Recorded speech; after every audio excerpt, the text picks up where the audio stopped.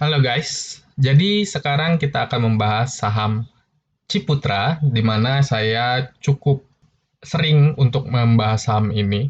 Dan kenapa saham ini saya bahas terus ya? Padahal kalau kita lihat, sebenarnya view-nya itu nggak banyak gitu. Ini performa video dari saham Ciputra yang saya bikin beberapa waktu yang lalu nih, 10 bulan yang lalu. Ini view-nya cuma 163, yang lain tuh sampai 1.500 sampai 1.000 sampai 800. Kenapa saya bahas ini lagi? Karena memang saya lebih prefer untuk membahas saham yang memang menurut saya menarik, apalagi kalau memang saya punya barangnya gitu. Jadi mau viewernya cuman saya pun saya akan nonton. Bukan buat nambah view, tapi untuk merefresh apakah yang saya ucapkan di video tersebut masih valid atau tidak. Jadi itulah kenapa saya bahas Ciputra lagi. Selain itu, kenapa saya memegang saham ini? Jadi dari video itu kan saya juga pegang. Nah, di sini pertama yang menjadi top of mind, jadi yang ada di pikiran pertama saya pada saat saya ditanya, yang rumahnya keren-keren tuh di mana sih? Nah, itu yang saya bayangkan adalah Ciputra nih. Kalau kita lihat gerbangnya aja gede banget nih buat masuk ke perumahan nih. Nah, tapi selain itu, saya memiliki konsep yang mungkin saya akan beritahukan kepada penonton-penonton video saya di sini, meskipun ini mungkin konsep yang jarang dibahas orang karena memang tidak akan menguntungkan mereka juga gitu. Tapi ya, karena ini saya tonton sendiri juga buat diri saya ya, ini bisa merefresh pikiran saya dan teman-teman. Kenapa saham properti saat ini menarik buat saya. Nah, sekarang pertama, kalau misalnya nih, Ciputra, katakanlah Citraland, dia beli tanah dari warga sekitar yang tadinya bukan perumahan. Nah, itu akan menjadi book value-nya mereka atau menjadi nilai aset yang ada di perusahaan mereka. Nah, ketika si Ciputra ini jual rumah dan tanah, maka dia pasti jual di harga yang lebih tinggi dari harga belinya dong, ya nggak? Misalnya pertama dibeli tanah 10 juta, dia jual nggak mungkin 10 juta lagi, dia jual pasti 12, 15, 18, 20. Nah, jadi harga beli tanah yang ada di Ciputra ini itu akan masuk dengan book value yang dimiliki oleh CTRA. Sedangkan harga beli properti, kalau saya beli rumah di sana atau nyicil rumah di sana, nah itu adalah harga jualnya. Nah, di sini yang menjadi kesimpulan adalah ketika saya melihat ada perusahaan properti seperti CTRA ini, dia PBV-nya lebih kecil dari satu, di bayangan saya berarti saya beli properti dengan harga modal plus diskon dong. Karena kan PBV itu kalau sama dengan satu kan artinya dia sama dengan book value. Ini PBV-nya 0,93 nih katakan. Berarti dia diskon 7% dong dari harga aset yang sebenarnya.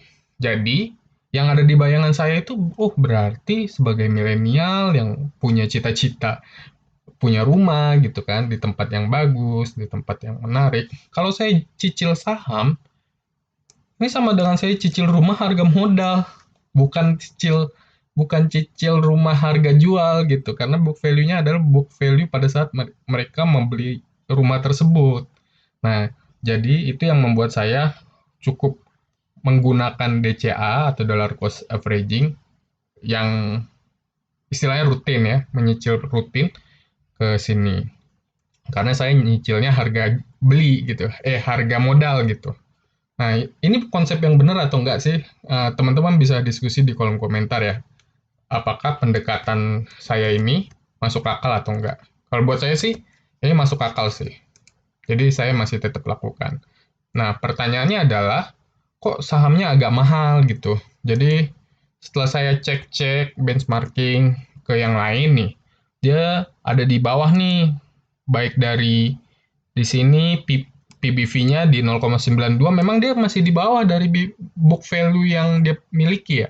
Tapi kalau kita lihat, dia tuh masih ada tuh yang lebih murah lagi nih, kayak SMRA, JRPT, dan lain-lain. Sedangkan di sini CTRA nih, price to earning ratio-nya di 10,59, juga masih banyak nih yang di atasnya yang lebih murah gitu. Ini kalau kita lihat ya, BSDE nih, BSDE yang ini, kemudian di sini BSDE juga. dua-duanya lebih murah daripada CTRA, baik secara di sini price to earning maupun di sini price to book value. Jadi ini bikin saya cukup ragu, khawatir gitu ya. Ini benar nggak sih saya milih untuk nyicil atau memasukkan secara rutin ke saham ini. Jadi kita akan menganalisa performa terlebih dahulu ya. Jadi ya kita nggak mau cuma beli aset doang, tapi ya asetnya bisa bekerja gitu. Nah kalau kita lihat di sini, CTRA dia net profit marginnya itu di 20,23%. Tapi kalau kita lihat tadi benchmarkingnya sama BSDE ya, dia bisa di atas nih, net profit marginnya di 34%. Nah, terus selain itu masih banyak juga nih properti-properti lain yang sebenarnya net profit marginnya lebih tinggi gitu ya. Ini sampai 94% lagi Modern Land. Ini net profit margin yang mungkin mengabaikan faktor-faktor lain ya. Nah, cuman kalau kita lihat di sini, mungkin CTRA tetap masih agak lebih bawah gitu kalau dari NPM aja. Sedangkan kalau kita lihat dari brighter side atau sisi yang lebih cerah dari CTRA ini, nah pertama market cap-nya besar. Jadi dengan market cap yang besar di sini kalau kita lihat properti ini di 3.000 nih nilai rata-ratanya, dia tuh sampai 17.000 market cap-nya. Jadi berapa kali lipat tuh? 5 kali lipat lebih besar ya, di atas 5 kali lipat. Nah, ini menunjukkan bahwa dia akan lebih stabil. Tapi ya dengan market cap sebesar itu biasanya cenderung growth-nya terbatas. Sedangkan kalau performanya, kita lihatnya dari performa, ini net profit margin yang tadi ini nih, di sini 20%, sebenarnya bukan nilai yang tinggi, bukan nilai yang rendah. Jadi ini stabil lah secara dari tahun ke tahun. Ini sebelum 2019 ya, sebelum 2020, di 2019. Sedangkan asetnya bertumbuh nih, dari katakanlah di sini 30 sekian, 32 gitu. Terus jadi 42. Ya, naik 10 per 40, 10 per 30. Naik 25 sampai 30 persenan lah katakanlah. Ini asetnya ya.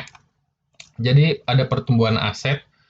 Kalaupun PBV-nya itu di angka 1 gitu, ya kita bisa menjamin bahwa nanti kalaupun di tahun depan asetnya nambah, PBV 1 nilainya juga nggak akan sama dengan di angka sekarang gitu.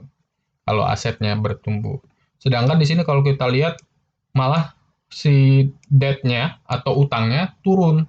Nah, ini adalah performa yang secara historik, secara sejarah itu oke. Jadi dia stabil, asetnya meningkat, utangnya juga turun. Nah, jadi kita lihat dari dua sisi ya. Di sini kalau kita banding-bandingin sama yang lain, dia emang nggak terlalu murah, juga nggak terlalu besar. Tapi kalau berdasarkan sejarahnya, dia memang masih growing ya dan on track. Kemudian selain penjualan, kita harus lihat juga nih, apakah dia sebenarnya secara cash flow menghasilkan uang gitu kan. Nah, cash is the king, kata orang. Nah, di sini kalau kita lihat di 2023 dia turun cash-nya dari kegiatan operation. Nah, tapi sebenarnya beberapa tahun terakhir ini 2021 sampai 2023 ini lebih bagus lah dari tahun-tahun sebelumnya. Sedangkan kalau investment di sini dia melakukan investment yang cukup besar dibanding tahun lalu, ya kan? Sedangkan di sini kalau aktivitas pendanaan dia minus, artinya dia bayar utang ya, nggak menambah utangnya. Ini mungkin terkonfirmasi kenapa debt to equity ratio-nya juga turun. Jadi secara penjelasan memang operation cash flow-nya tinggi, investment-nya on track, dan secara financing dia juga bayar utang. Karena dia bayar utang, bunga utangnya bisa lebih terkontrol. Jadi secara cash flow dia juga aman sih kalau menurut saya. Jadi memang kalau dilihat dari performa dia bagus, saya mau mengafirmasi diri, meyakinkan diri apakah pilihan saya sudah tepat atau belum. Sekarang kita akan melihat performa semesteran di 2023. Jadi kan laporan keuangannya pas video ini dibuat mah belum ada gitu. Tapi dia udah mereport lah dari marketing sales selama first quartile first half 2023. Di sini yang paling gede emang CTRA. Di sini CTRA marketing salesnya nambah 27%, setara dengan 57% dari target. Jadi ini setengah tahun, tapi dia sudah 57, di atas setengah realization-nya. Nah, sama seperti yang tadi di awal yang kita lihat si BSDE ini. Si BSDE ini juga naik 54% dari target, dapat 54% dari target, walaupun marketing sales-nya nggak segede CTRA nih. Di sini 5,1 triliun, naik 27%. Si BSDE ini naiknya 3% jadi 4,79. Sebenarnya mungkin persennya lebih gede karena mungkin performa CTRA tahun lalu ya. Tapi memang dia secara value tetap lebih besar. Oke. Itu tentang performa. Terus ada juga tentang potensi ya. Janji manis IKN kalau saya bilang. Jadi CTRA ini katanya punya lahan yang bisa dikembangkan itu 300 hektar. Yang mau dikembangin 150 dulu. 150 ini mau dibuat apa? Jadi perumahan, jadi hotel, jadi lapangan golf. Jadi dia punya bagian atau pie cake dari IKN. Cuman IKN ini kan tergantung siapa presidennya ya. Dan kita nggak tahu nih kandidat-kandidat, mungkin ada yang campaign bilang akan menganalisa ulang atau akan memikirkan ulang tentang apakah IKN ini akan lanjut atau tidak. Ya, resikonya terlalu besar kalau kita hanya mendepend diri kita dengan janji-janji yang mungkin kita belum tahu realisasinya dan sangat tergantung dalam politik. Tapi performa first half ini oke lah. Terus apalagi di sini kalau kita lihat yang CTRA ini rumah tapak dan ruko kontribusinya 95% dari total marketing sales. Jadi kebanyakan mereka itu jual rumah sama toko. Kalau di BSDE maksudnya, sini yang rumah-rumah ini 63%. Sisanya dari segmen komersial. Jadi kalau memang saya mau cicil ini tujuannya untuk mendapatkan rumah di harga beli, di harga modal maksudnya, ini mungkin lebih tepat sasaran di CTRA ini karena 95% dia kontribusinya ya, ruko sama rumah tapak.